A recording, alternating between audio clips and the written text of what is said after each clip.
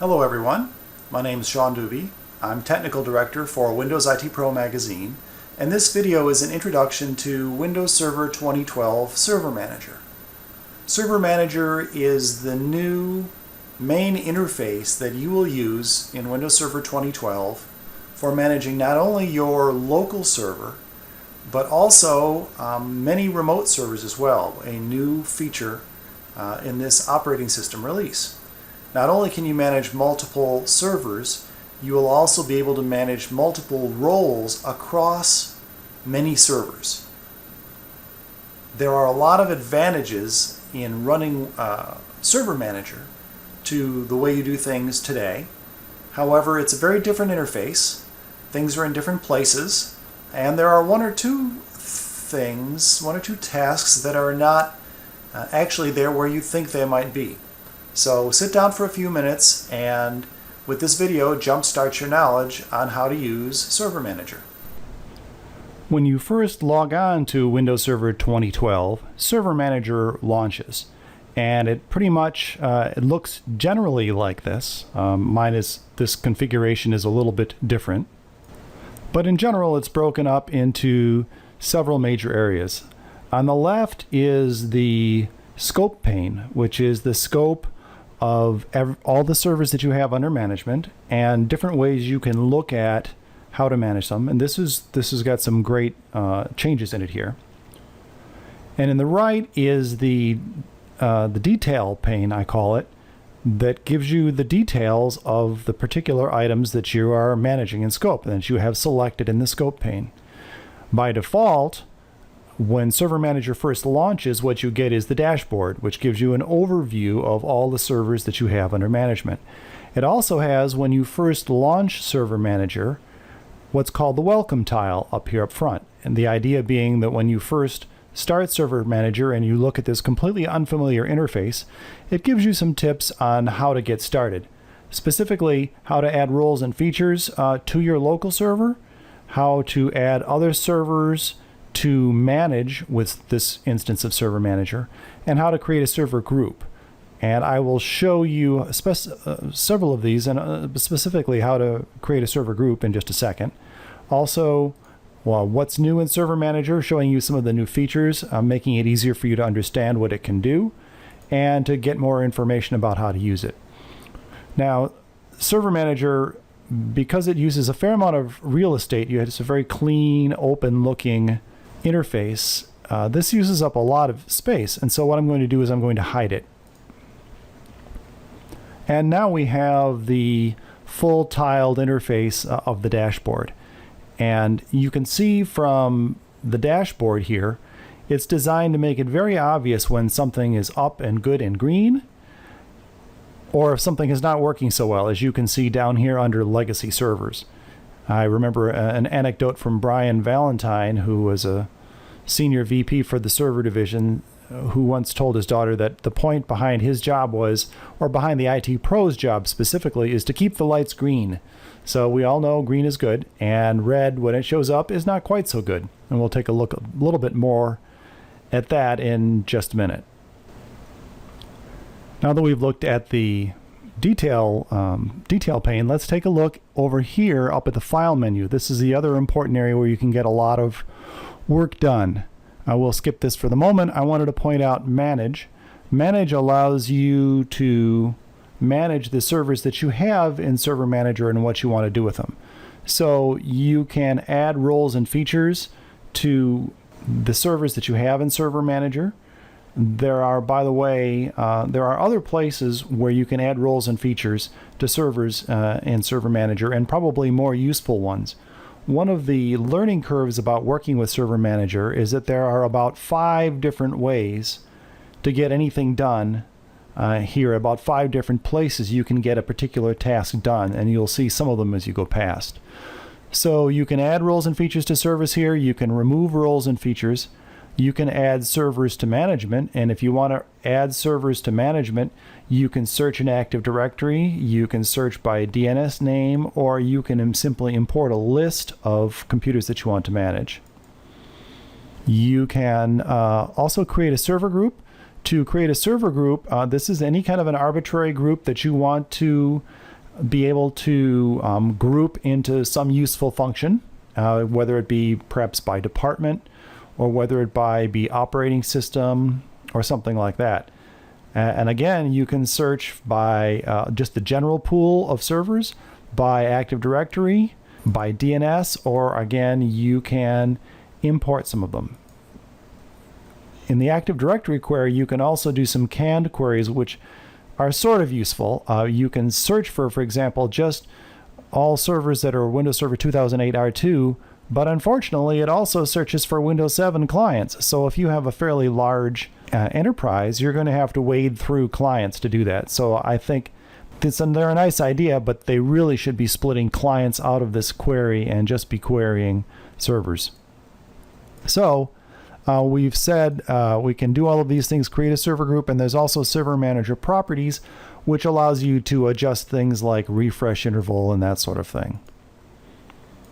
The Tools view, the best summary for this Tools view is what this really is the replacement for the Start menu administrative tools list.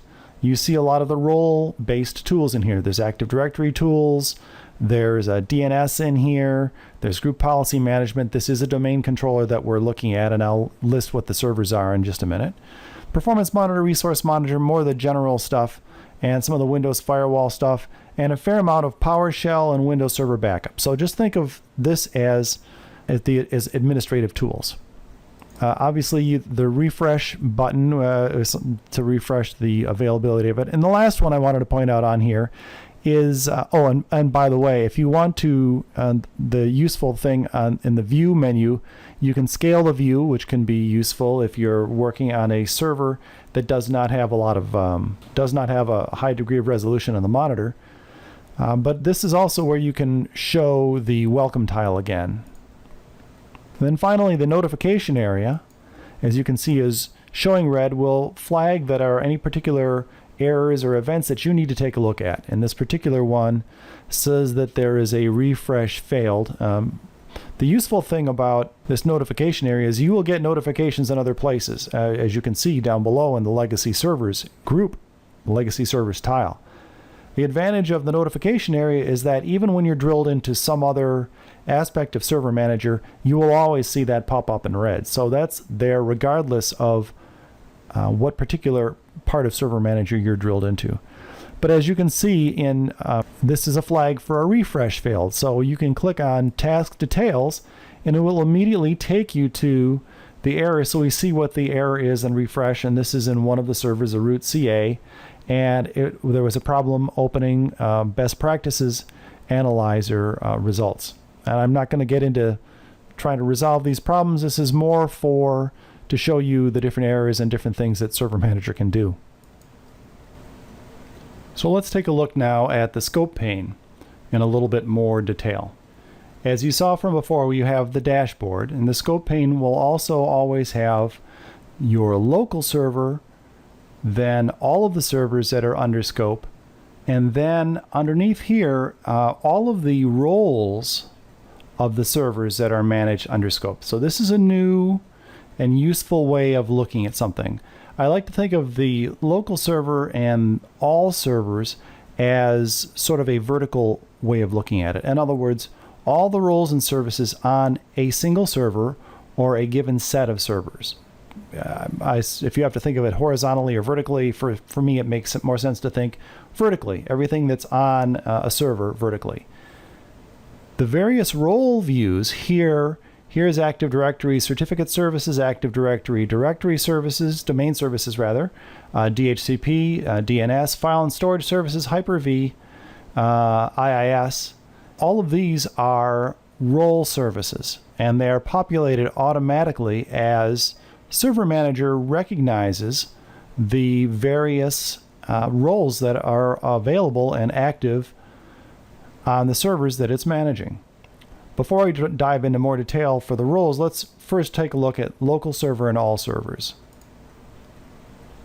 So local server, you will recognize at the top looks a lot like the way Server Manager used to look. So this is a summary of a bunch of the characteristics of the server and things that you want to address on it.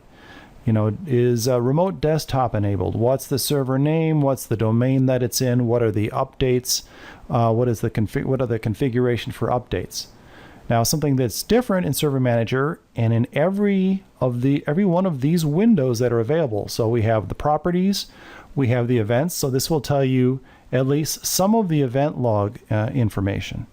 As we scroll down, you'll also see that there's a services window that shows you the services that are running on this local server, and also, nicely, a built-in best practice analyzer.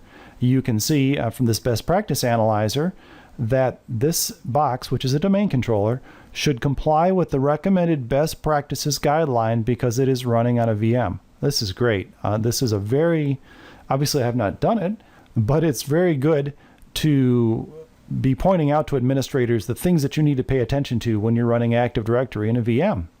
Also, the recommendation that strict replication consistency should be enabled on all domain controllers in this forest. Another good idea.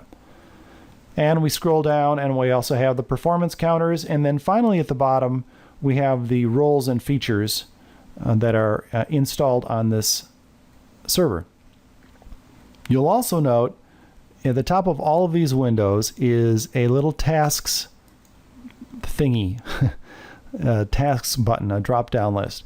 And this gives you a list of all the tasks that you can perform on the server in a context-sensitive way.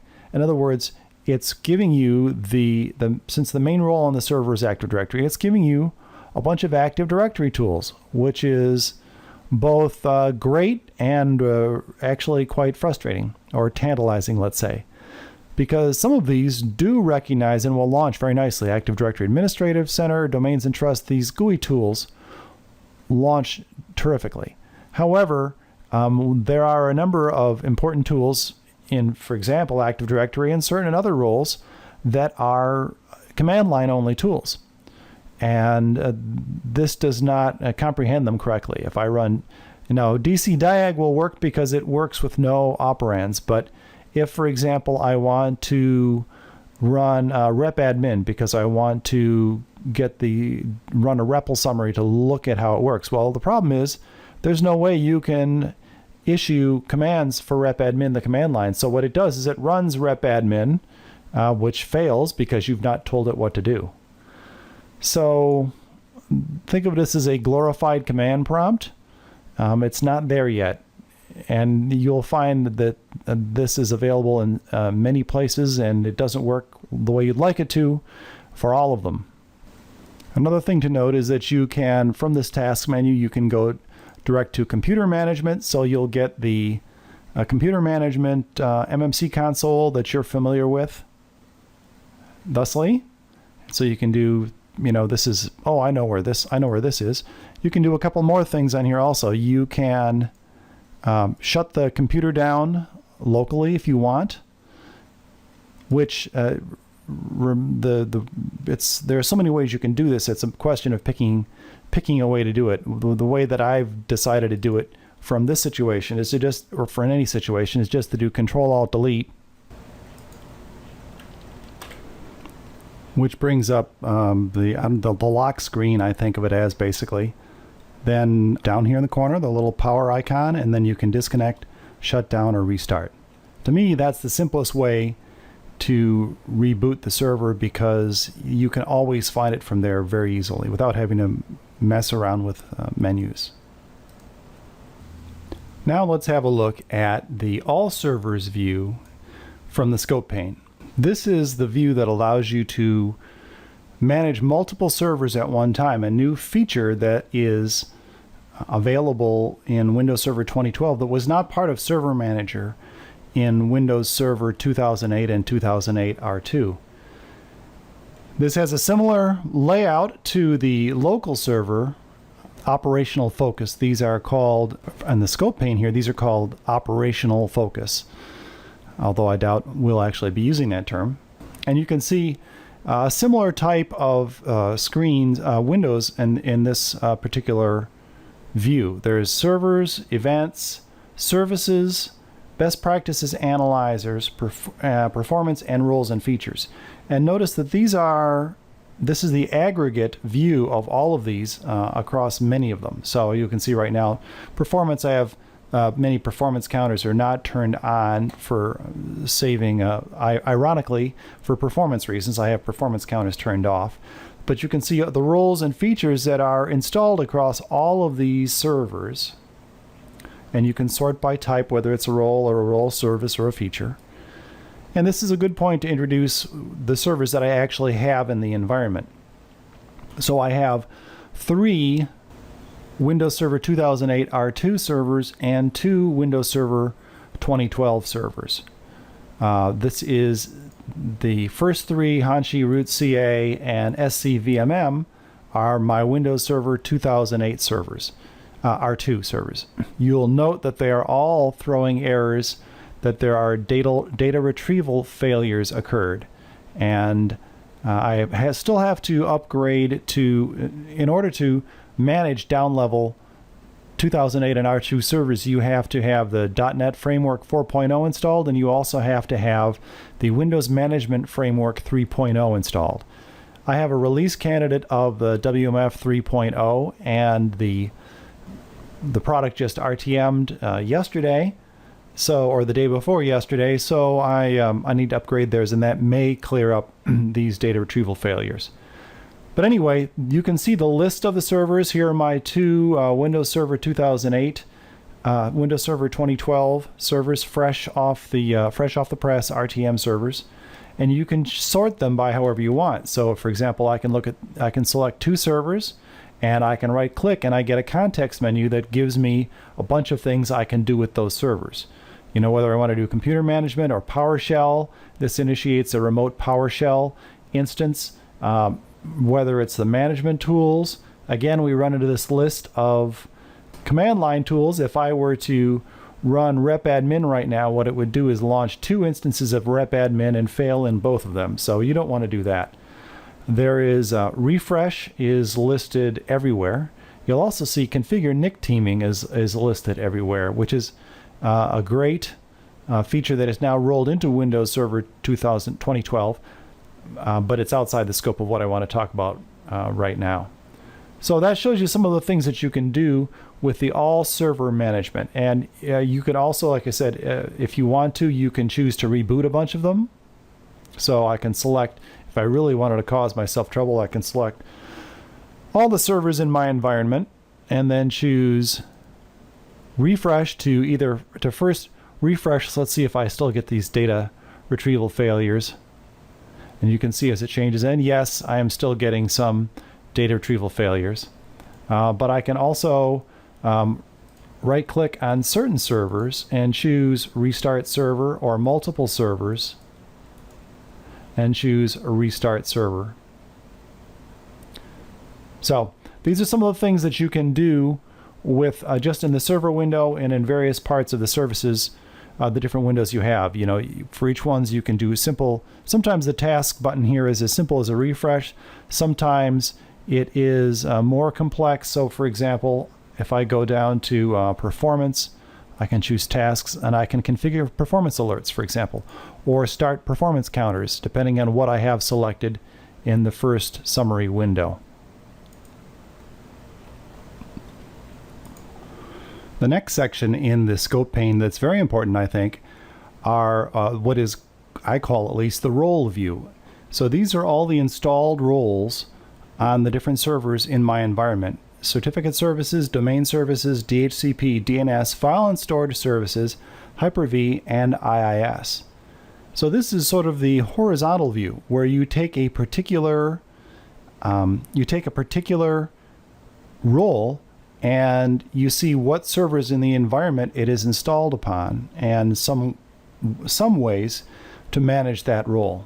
So certificate services is installed on 2 servers, the root CA and a subordinate CA up here. Domain services is installed on 3 domain controllers, one in an R2, which is getting those data retrieval errors, and 2 2012 servers. DHCP is installed on my main file server. DNS is installed again on the domain controllers. File and storage services is everywhere.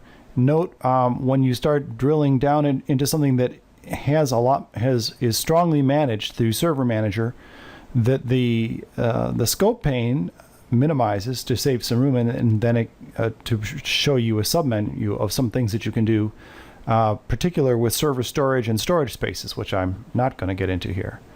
If I go to Hyper-V, this shows you that I have one Hyper-V server. This is my host server, and then IIS, which is installed as a role on multiple servers depending on the needs that are required. The last section in the scope pane to talk about is where you can manually create your own server groups. As I said, you can go up here and you can say create a server group, and I did over here. This is the legacy servers server group, and it is all of the servers that are not running Windows Server 2012.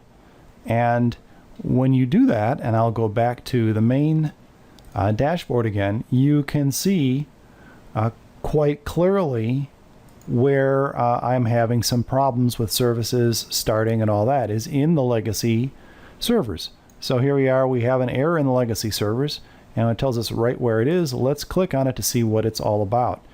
Well, we see that there are a couple of services that are stopped. Now, the software protection services are automatic with a delayed start, and a little reading tells me that they are supposed to stop occasionally, and as does the shell hardware detection. So if you see these and you know that they are okay, you can choose to filter these out as to whether or not they're shown. So I can go into services here and go look for software protection services and clear its checkbox and say okay. Now we still have one here because I haven't cleared it all out, but this shows you how you can configure alerts to match the realities of your environment. One final tip that I wanted to point out that is very useful when you're working with Windows Server 2012 is, much has been said about the shortcuts and all of that. If I had to tell people one super handy shortcut for server administrators in Windows Server 2012, it would be the Windows key X, Win key X, which is a sort of I think they call it the power users keyboard shortcut. And look, there are many of the local server functions that you would want to get to on a regular basis. Program features, command prompts, both in regular and admin mode, computer management, task manager in a hurry, there's control panel, there's file explorer, and the run menu if you want to run a command line tool or something like that. So yeah, this is Control X is a thing that you will get to that will be very handy for you to remember. I literally have a sticky pad on my desktop to help remind me of some of the Windows Server 2012 and Windows 8 shortcuts to get through my day. So there you have it. There's your overview of Server Manager. I hope that this was helpful to you and helped jumpstart your use of the tool.